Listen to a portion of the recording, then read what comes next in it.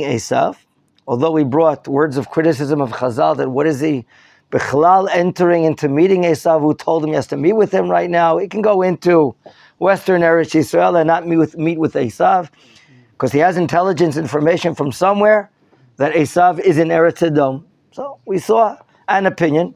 Yet Yaakov feels that maybe this is part of his struggle, part of his return trip to come back to Eretz Yisrael. He dealt and met with 20 difficult years, with Lavan being cheated, Aseret Monim, according to Rashi's explanation, Chazal 100, and he came out of that with a Brit and an agreement that Lavan will not do harm, will not do a meeting, a struggle with Esav. And remember, everything written here in the Torah has ramification for us, for all generations. And we're going to ask, what can we learn about this? What can we learn? Torah? I'll explain later why Lichora divided his camp. Amidbet. Vata'avora mincha al pan. What does the Torah want to teach me here? Okay, the mincha is passed through him, and not what? Is not lodging where he usually sleeps, in the tent of Rachel or in the tent of Leah, but rather he wants to be with his servants, with everyone else, in the general camp of everyone. Okay? Why? Maybe we can learn from here that Yaakov has which attribute? The attribute of courage, of gvura. He's not sleeping as a married person, because this is a time for perhaps war in front of us. So therefore, maybe that is the emphasis that he's lodging ba machane in the camp. Why? He has to be ready. He has to increase his morale as well. Morale of the others, I'm with you, getting ready. Okay. Now what do you usually do balayla? What do you do balayla? Really? I thought you sleep, someone told me. Usually people sleep. Don't just ignore this person once in a while. You don't think he knows at all. People sleep. However, something happens to Yaakov. Pasuk Kaf Gimel. Vayakum balaylahu. ויקח את שתי נשיו, ואת שתי שבחותיו, ואת 11 ילדיו, ויעבור את מעבר יבוק. Something's happening. He can't sleep. This is really not the time of traveling because it's Laila. Flashlights does he have? No. A lantern does he have? Unlikely. Okay? Rav Shimshon Raphael Hirsch explains in his commentary that he has this lack of inner peace, this lack of sheket pnimi. He doesn't have that. He's jittery. He's excited. He's anxious. He can't sleep. What does he decide to do? Apparently his camp was next to a river crossing that you see here on the map, called the Abel Crossing, which trickles in from the Giladi Mountains on a slant. I don't know if you noticed it. You can see it even here. Okay. Okay. This, let's say the following. This is the Giladi mountain range. It starts here opposite maybe Yericho and goes all the way up to the Golan. Sorry, I forgot to put this quiet. Now it's quiet. Thank you. And there's a riverbed, a Nachal, that eventually all rivers go down. All the Nachalim drop into this major river, into the Jordan River. Okay? There's a break. I think in one of our tiyulim several months ago, we saw that there's a break in between the mountain. This separates the northern Giladi mountain from the southern Giladi mountains. What is the break? What's in the valley in between the two sides of the mountain? A place when there's rainwater spills into the valley, and that brings water into the Jordan. Notice, however, that this Nachal is going clearly from east to west, but as it gets closer to the Jordan, goes on a slant going south. He meets the river. There's maybe water, a current. There's a stream going on here. You can look at it again if you wish. And what does he do? He makes himself a bridge. I'm the bridge. I'm going to enable my family to cross to the other side in the middle of the night. Okay? So that's what he does with his 2 wives and his 2 maidservants and his 11 boys and his girl, which is not even mentioned. And he passes Ma'avar Yabok. Is it that he's going forward to meet Esav? It could be. There is a Perush at the Rashbam, the grandson of Rashi, and it's supported by Chizkuni, and we'll see some questions on it. They hold that Yaakov is trying to escape, not to meet up with Esav. There is a meaning. We'll see how some of the other Rishonim challenge that understanding, but just know that there's a way to explain it this way. Pasuk Dalet, verse 24, Vayikachem, he takes all of them. Vayavirem et hanachal, he passes to the other side of the Nachal. We're not told the width of the Nachal, but apparently Yaakov took swimming lessons, and he's a lifeguard, and he knows his way, even at night, how to cross the Nachal. We're not even told that there's water in the Nachal, but we assume that there is. Vaya'aver et asher lo. Everything he has, all his belongings, whatever he has, maybe animals as well, everything is on the other side. So he's an Olympic swimmer, he's very strong. And now we're told about the situation. Pasuk Kaf 8, verse 25. Vayivater Yaakov levado. It's a hard verb for us. Vayivater. Making me a word from the word vayivater, from the word? No, not vitur. From the word? Yoter. Notar. There's only one person left on one side of this Nachal, and that is him. Notar, he's left over. He's the only one there. Vayivater Yaakov levado. So what? What is this? A drama story? What do I have to know about this? And then, Vaye'avek ish imo. We've never seen the word Vaye'avek. It reminds me of what's on the earth? Avak, dust. Vaye'avek. And therefore, Rashi says, and brings some other commentaries, that they are raising dust, meaning they are wrestling. Yes, this is the first wrestling match in the Chumash that we're learning that's recorded. Vayavek ish, we don't know who this ish is. That's another question. Im, that's a commentary that Rashi brings. Ad alot hashachar. It's also wondrous. Why? I understand it's at nighttime, but why is it going until alot hashachar? Let's go on and raise further questions. Vayar, and he sees. Who sees? This man. This man. Ki lo yacholo. I know the word yachol, can. Does he have the ability? Ki lo yacholo. He doesn't have the ability to win over him. What does he do? Vayiga bechaf yarecho. He touches the cuff of his thigh, the main part of his thigh, the upper part of his thigh, and as a result, what happens to Yaakov? Vateka, kaf yarech Yaakov. It's disjointed. The thigh is like moved. Vayeat, ken vateka. Who remembers the verb we saw? Avram Avinu, after stopping in Shechem and building a mizbeach, does not sit idle. And there it says, quote, Vaya'atek mishama, he uprooted himself. He moved himself. Vaya'atek, lahatiket mikomcha. To move your place to another place. So here, part of the thigh is disjointed. Behafko imo? Okay, so if we would stop here right now, you would say, maybe, who won? Yaakov. How do you know? Because this is lo yacholo. I see. But who's on the injury list? Yaakov. Yaakov is on the injury list. So it's not a simple thing. It's not a simple thing. As a result, in Pasuk Kav Zayin, as alot hashachar, the rise of the morning is coming, which we call today. Nets? No. No. There's another word. The pillar of dawn. No, he said, we're not talking about the sunshine.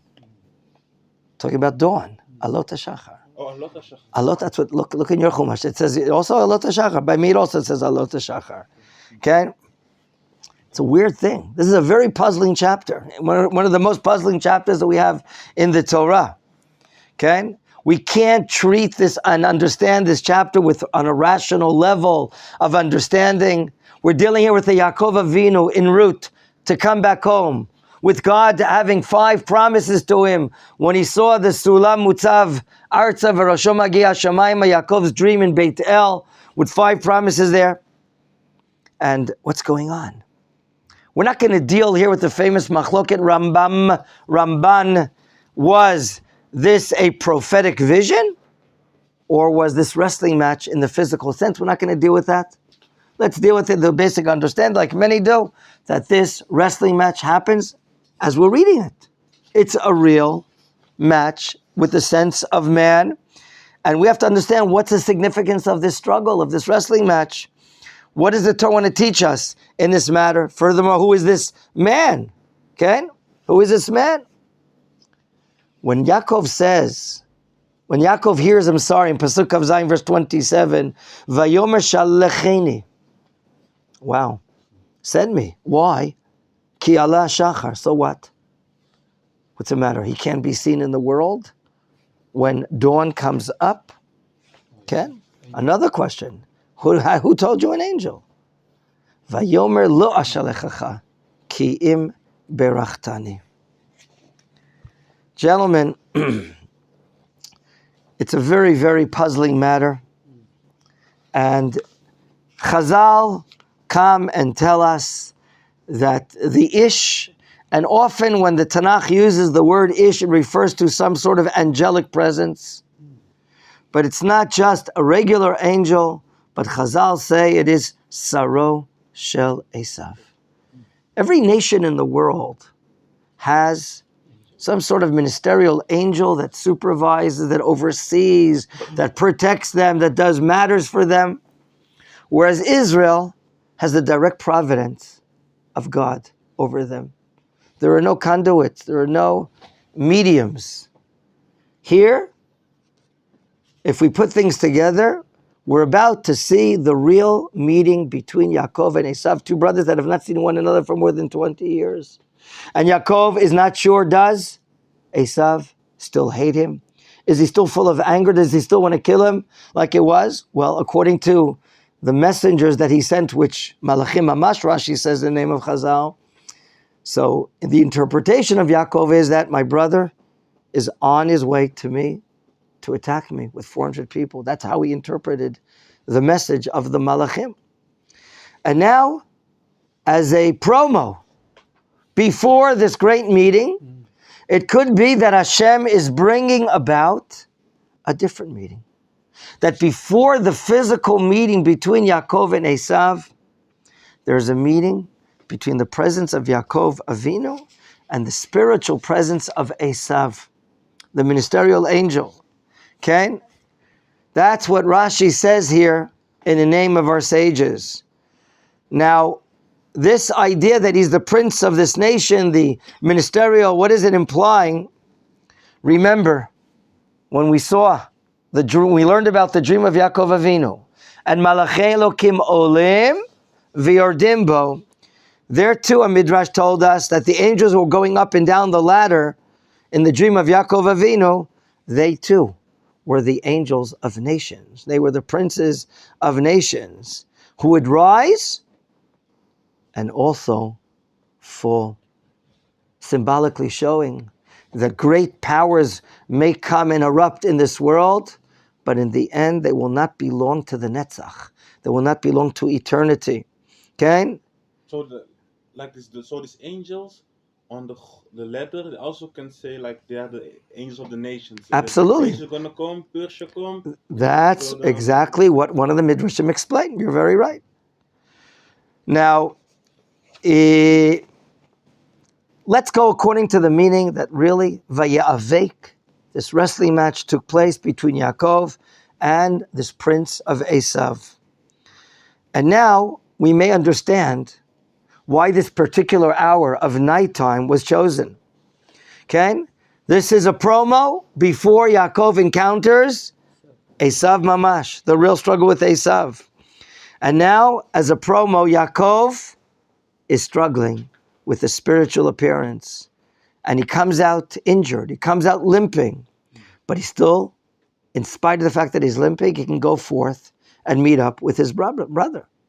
Now, the struggle here obviously, and the Ramban brings it, is coming to teach us that we, at nighttime, Yaakov, Am Yisrael comes out of Yaakov, nighttime represents and is symbolic of the Galut, living outside Eretz Yisrael, darkness, the time of judgment, din. That is when, as far as the eternal, supernatural makeup of the world is by God, the nations can touch us. Not only can they touch us, they can injure us. To wipe out, that's impossible. As the prophet says in Sefer Shmuel, Netzach Yisrael lo yishaker. The eternity of Israel will never lie. However, Masei Avot, Siman Labanim, as the Ramban brings many, many times here in Chumash, this entire incident is illustrating the principle that what happens to the patriarchs will be assigned to the descendants, to their descendants. And therefore, I want to share with you a midrash that Nechama Leibovitz in a great work brings from the midrash Lekach Tov. And we'll see two different understandings by Chazal regarding the struggle between Yaakov and Esav. Okay? Like we said before, nighttime is the time of Galut. And the breaking of day will represent for Yaakov and his children thereafter the sign of salvation. Again, that's what the Midrash says. The nations of the world and the wicked king that will come out of Esav, which will be Edom, who will do terrible things to the Jewish people, not only the destruction of the second Beit HaMikdash, but so much anti-Semitism, so many martyrs were killed because of the Roman decrees against the Jewish people studying Torah and performing mitzvot.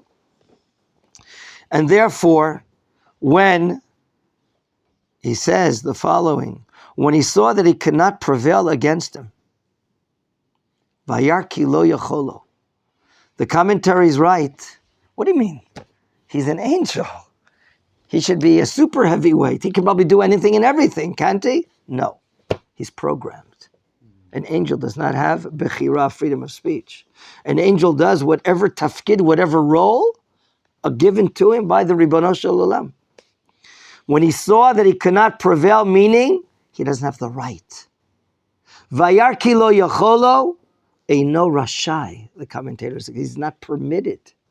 He's not permitted to become a victor over Yaakov. What does that mean in the spiritual world for the generations afterwards? Masei Avot Siman Labanim. The nations of the world coming out of Esav, the Edomite world, which later becomes the European Christian world, will try to wipe out the name of God from the Jewish people when we're in the Galut.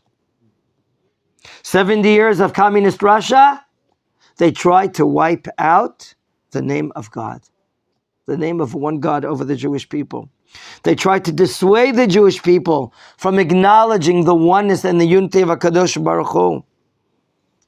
There were decrees over the ages that even Brit Milah, circumcision, would be prohibited. Therefore, this Midrash Lekach Tov says, the fact that the disjointed thigh happened to Yaakov Avinu, and the thigh, the upper area of the thigh, is close to the area of the Brit Milah, the circumcision, that shows that they tried to defile during the days of persecution, they tried to defile us.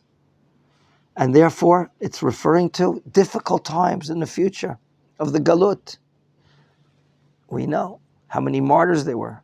The Ramban, as opposed to this, draws, he was in Spain, he saw a lot of persecution, he saw a lot of difficulties, that this wrestling match with the angel is representing the future history, that there would come a time that descendants of Esav would almost be able to destroy us. And he's talking about the time of the Mishnah, when Torah study was outlawed, when decrees of the Roman Empire caused Rabbi Akiva and others, Rabbi Yehuda ben Bava and his colleagues, Rabbi Chia bar Abba would say, if a man would say to me, give me your life For the sanctification of a Kadosh Baruch I give it, I'll give it.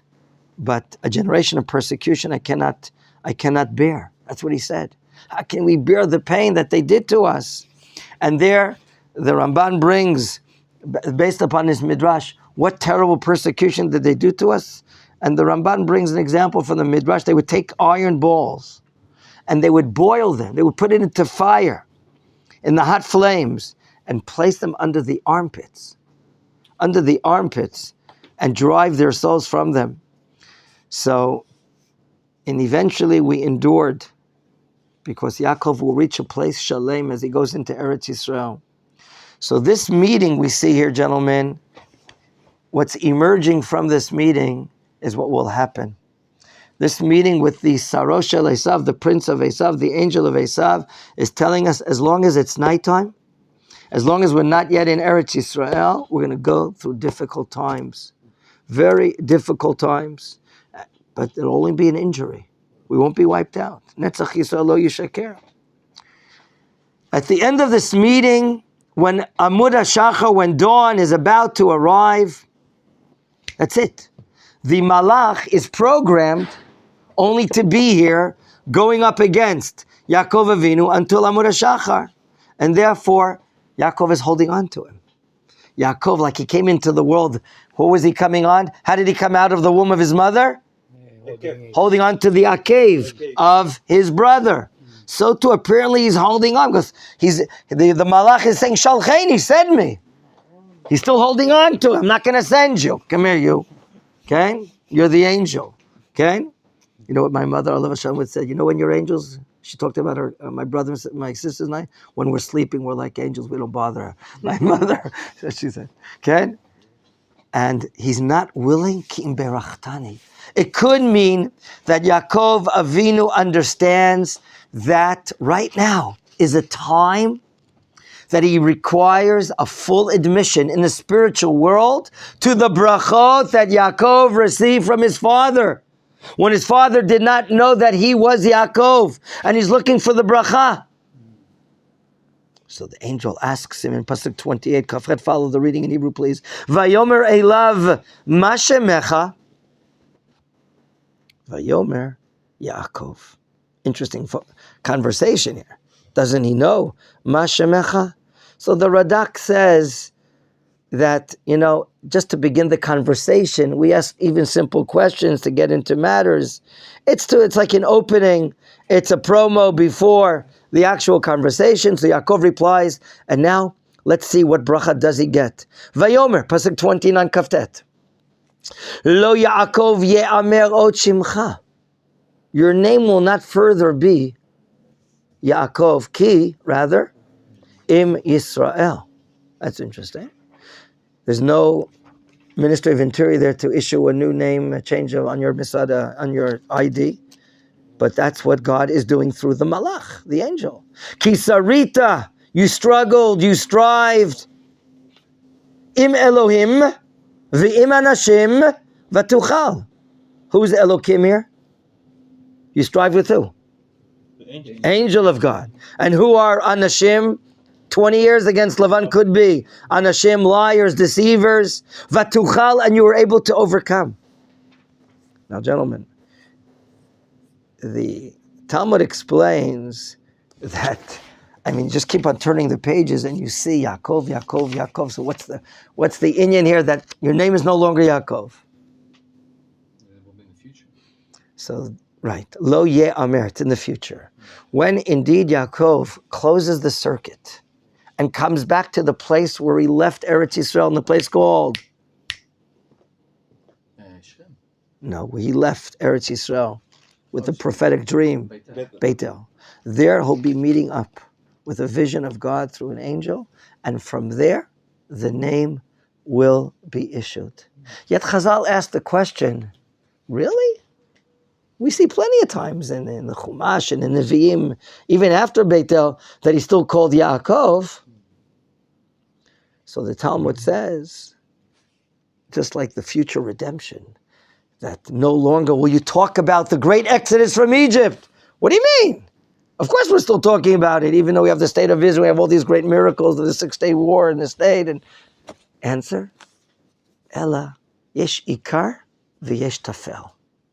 There's something which is predominant, which is primary, and there's something which is secondary, subordinate. The great name in the future will be Yisrael. Sarita, you struggled. You're like a sar. You're a minister. Or Yashar El, the loftiness, the honesty of God, the truth. Yaakov, the Midrash says, his seal is emet. His chotemet, his seal is emet. Yashar El, the straightness and the honesty of godliness is in Yaakov. That'll be the preliminary, the main name, the main essence of Yaakov. When he's on top, when we're a nation living in the land of Israel. Whereas Yaakov, the lowest part of the body, the heel of the human body, that'll represent our level when we're living abroad in the Galut. So don't be taken if you see the usage of the name Yaakov later on in the Torah and later on in the Tanakh.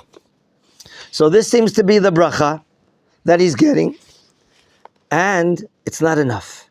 Pasuk Lamed, Yaakov wants to know something further. You know, Jews are very curious. Vayishal Yaakov asks, Vayomer, Hagida na shemecha. That's an interesting conversation between he and the angel. Apparently the angel was not wearing a gold chain with his ID card, or, you know, like doctors or nurses go into, he didn't have, my name is this. Now, why in the world is it important for Yaakov Avinu to know the name? And this brings us to something which is, of course, of the essence. We've been talking about this several times during our learning of Chumash Breshit. A name is an essence, an inner meaning. So why is it important for Yaakov Avinu to know the essence of this angel? So I saw a perush of the Netziv of Alazhin, because, you know, how does the angel answer Yaakov's question? With a question. This is where we learned that sometimes you answer questions. He answers, Vayomer lama zeh tishal lishmi. Why do you have to know my name? Sometimes Jews answer questions with a question. Here you see a source, okay? So I saw the Netziv of Alazhin of Naftali Tzvi Berliner, that he said the following. Yadua shemot malachim eino ela lefi kocham ufu'ulatam shelazeh notru vo le'olam. It's a known thing that the names of the angels. You want to learn about the names of the angels? Michal Areh. You want to learn about the names of angels? I thought so. It's a known fact, and Netziv says that names of angels are according to their activities, for what they were created for what they were programmed for. They came into the world to do this role. So their name embodies, represents the role that they have. V'imkein ratzah ladat. So what did Yaakov Avinu want to know? Ma kocho bepratut v'yi leto'elet keshetei hashan nitzrechet lezeh aprat. Wow. He wants to know, what is his general role in the world? I mean, he's going to keep on doing this role. He'll fly up, fly down, appear, not appear, get away. Yaakov Avinu wants to know, because Yaakov Avinu meets up with angels. 20 years ago when he left, he met with angels. At the finale of these 20 years in Harei Gilad, an angel appears to Lavan, and now meets up with Yaakov Avinu. Soon we saw Machaneh Elokim, Machanayim, at the end of last parasha. He meets up with angels. So it could be that Yaakov's koach, his spiritual power in the world, that he's able to, maybe, I want to be gently using the word manipulate, use angels for their roles. The Jewish people have the power of taking things in the spiritual world and using them for the benefit of the Jewish people. What's your name? I got to know. I got to put it in storage on my phone. You know, I got to know what to use you, what to pray to God to send you, or something like that. Interesting. The Radak also says that, maybe it's before the Netziv, of course. I want to know, what is your role in the world? Al ma'ata mimuna. So he asked the question, Lama zeh tishal lishmi, in the middle of verse 30, Vayevarech oto sham. Although here, we do not see what bracha is related to. And this ends this wonderful, wonderful matter. So, gentlemen, now I wanted just to ask you a few questions. regarding the commentary that he's escaping. I told you the Rashbam, the grandson of Rashi, supported also by Chizkuni. They say that this event is that Yaakov is trying to go back. In the middle of the night, he gets up. He doesn't want to meet up with Esav. He's fleeing away from Esav, and he gets this as punishment. That's what the Rashbam says. The meeting with the angel and to be injured is a punishment. It can be supported. The Rashbam says when Moshe Rabbeinu didn't want to take his job, when Yonah the prophet tried to escape, when Bilam also, God got very angry when he was going up against God. Here too, he's going up against Hashem. So Hashem wants him to meet up with Esav, and he's going up against it. Yet, I noticed that there are several questions on this matter. I mean, why would he be donned with a blessing to have his name changed Yaakov? Okay, and why? And if he's being punished, why? Lama lo yacholo? Why can't he do it? So these are two questions that are raised. I saw that Nechama brings this, and there's several other questions. But we don't have the time to really go into it. Let's try to go on so we can gain some more ground here in this chapter. It's morning time. No more angel. Pasuk Lamed Aleph Vayikra Yaakov Shema Makom Peniel. This place has to be of the essence. I saw a revelation of God. There was a Peniel. Why? Ki ra'iti Elohim panim el panim vatinatzel nafshi. This is a high-level match, a high-level meeting of godliness. Of course, we can't see God, but there are countenances, there are representations of God, like through the angels. And this is a high level of meeting godliness, panim el panim, through this wrestling match. The Rambam probably would take it that he met this only in his prophetic dream, and he received a high level of meeting of God as if panim el panim, it's a metaphor. But Yaakov wants to say thank you. Why? Vatinatzel nafshi. My life was saved. My life was saved. I could have been injured more. Thank you. I'm calling this place Peniel. God revealed himself to me. God saved me here. It's later in the morning. Michal Aryeh. Vayizrach lo hashemesh. Today in Eretz Yisrael, we say that the difference between the time of dawn, Amud HaShachar, and the shining of the sun, what you call the Neitz Richat HaShemesh, is 72 minutes. 72 minutes. If today, just for argument's sake, the rising of the sun was at 6:15, Amud HaShachar would be at 5:03, 72 minutes earlier. For us, it would mean halachically it's the beginning of the morning. No scrambled eggs, no omelets, no cornflakes with milk. It's the beginning of the day. Amud HaShachar. You can't pray Ma'ariv anymore. Maybe B'dochak, but we don't. Okay? It's the beginning of the day. The new day has begun with Amud HaShachar. Can you see that ray in the sky, that it's no longer pitch dark out? The naked eye can hardly see it. 2, 3 minutes, 4 minutes later, you can see it, as some of us experience in guard duty. Okay? Gentlemen, Vayizrach lo hashemesh. The sun's rising. And as you know, the sun is a medical element, a healing element, as it's stated in Malachi and Tehillim. Vayizrach lo hashemesh, maybe that's a significance. He's healing. Kasher avar et Pinuel, as he's passing Pinuel. Vutzolea yerecho. So maybe the fact that he is still limping, maybe he could have been limping in a harder way. Okay? And now maybe he's limping less. I don't know. What is the end of this chapter, the last pasuk talking about, please? About the sciatic nerve. The who? Sciatic nerve. What? You're allowed to eat the Gida Nasheh? No, Oh, you're not allowed. it says here. It says here. It's interesting. Who has a question? Why it's a nerve? Why not the? Why is this particular part of? Why this particular part of the body? Beautiful. Next question. Is it proper to assume that we should shouldn't eat the thigh itself because this is the part where the angel touched. So the gid hanasheh is what we're not allowed to eat. But I would raise a different question. Yes, sir? Why you will fight with someone and then ask him to bless you? Because he knows he represents the spirit. He wants an admission. I want an admission to the brachot that I received. But he recognized it. And he will get it. He'll get it later when he meets up with the angel in Beit El. But here we're asking, what is this Gid Anasheh prohibition doing here? 1 second. Is this before Sinai or after Sinai? Before It's before Sinai. How many mitzvot are Bnei Noach commanded to do? 7. And this is one of them? No. Did you prepare the shur in advance? You both answered at the same exact time. Very good.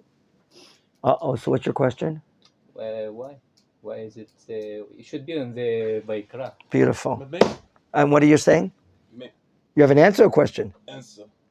Maybe it's a connection, like, because it's a mitzvah from the Torah, Yeah. and we have no Torah in this time, and we see here a fight that connects the fight with Torah. I think something like that. Very nice. That's what the Chizkuni and some other Rishonim say. Let's explain. The Torah says, let's read in verse 33, Al Kain, therefore, Lo yochlu v'nei Yisrael et gid anasheh, meaning the gid, that Sainu, that's Nasheh, that was moved, that was uprooted, that area which is uprooted in man by Yaakov Avinu, the same area that would be after the muscle there or next to the bone there, Asher al kafa yorech, which is by the thigh there, the spoon, the straight part of the thigh, ad hayom azeh. Why? Ki naga b'chaf yerech Yaakov begid anasheh. Gentlemen, the Jewish people at Sinai are not allowed to eat the gid anasheh. Okay, we have two experts working in the slaughterhouse. We have the shochet. We have a Menachem. We have someone that knows how to take out the forbidden fats and knows how to take out the gid anasheh and make sure that it's not marketed, and God forbid we don't transgress any isurim. That's from Sinai. So why did HaKadosh Baruch Hu, Moshe Rabbeinu, I want you to put it here. With prophecy, God is telling Moshe Rabbeinu to have this written here. Why? Because it's related to this event. It's related to this event. No, Bnei Noach, like you said, are not commanded. It's not one of their 7 mitzvot Bnei Noach. But in a more deeper way, I want to say the following. I saw by Rav Nevin Sal Shlita, the Rav of the old city. This ability that Esav had to cause Yaakov to be limping is like bringing in tum'ah, spiritual defilement to the Jewish people. So too, in the physical makeup of the world, in these kosher animals where the gid appears, it's like for us, it's like tameh, it's like impure. We can't eat it. But by not eating it, the Rashbam says we're remembering the courage, the might of Yaakov Avinu, the miracle that God did, that Yaakov Avinu was not won over by the ministerial angel of Esav. So therefore, this Gid Anasheh is telling us, here was the gvura, the might, the courage of Yaakov Avinu. He doesn't give up. Even in the galut, he's a struggler, he's a fighter. And that'll be the essence of his name, Yisrael, ki sarita im Elokim ve'im anashim v'tuchal. And therefore, when you look up this mitzvah in the Sefer HaChinuch, right, when we want to look up and learn more content, halacha, samachshava behind the mitzvot, he writes the Sefer HaChinuch that this mitzvah is to hint to the Jewish people that even though that they might be suffering in the galuyot, in the hands of the nations and the hands of Esav, we will stand victorious. And we will come and meet the Goel, the Redeemer. And through the Torah and the mitzvot, we will stand with our faith and with our righteousness forever. That's what he says regarding the Gid Anasheh, to remind us of eternity, the fight, the struggle. Now, as far as taste is concerned, you all know that, Hananel knows how to spice food up from what he brought in from India. He's a good cook. We all know that Hananel. And I spoke to Hananel once. I asked him, did you ever taste in India the Gid Anasheh? And he says, Rabbi Listman, it's a Gemara, Masechet Chulin. I asked him, what's the Gemara Masachet Chulin? And he says, page 99, side 1, that the Gid and Nashe, you know what it tastes like? A piece of wood. What it? A piece of wood? Yeah. It has no taste. And even in your goulash, your goulash, if a piece of Gid and Nashe fell into your goulash, you would think, it gives taste. It would prohibit the goulash because something asur dropped in your hot dish of meat, and it would be forbidden. Binotain tam, it's giving taste. No, the Gemara says there's no such thing. It has no taste. Now, you see the guy sitting over here, he only likes to eat tasty food. So he asked once his Rebbe, if Gid and Nashe has no taste, so what the heck? Put in your soup. It's not going to give taste to anyone. HaKadosh Baruch Hu, why did you command us not to eat it? So Rav Nebenzahl says in one of his sichot, why did HaKadosh Baruch Hu give us all the mitzvot? What's the general reason? Lizakot otanu, to merit us, to purify us. The more that we adhere to the Torah, to the mitzvot, to all the details, we're purifying ourselves. We're cleansing our souls and our bodies and becoming more close to HaKadosh Baruch Hu. Okay? Like Rabbi Hananya ben Akashya says, Lama hirbalem Torah mitzvot, why did HaKadosh Baruch Hu give us such a multiple number? Couldn't he give us a discount, give us 200, 250, 300 tops? Let's bargain, maybe 400 be the ceiling. Why 613 so much? It's a hard life, isn't it? 613, give us a break. Answer. Kedei lizakot et Yisrael. One pshat is to merit us, but the other pshat is lizakech, to make us zach, pure, our minds, our bodies, adhering through the learning and delving into the Torah and the mitzvot, through the Mishnah, the Gemara, the Halakha, and the Shulchan Aruch, we're becoming closer to HaKadosh Baruch Hu. So that's why it's stated here. That'll be for this matter.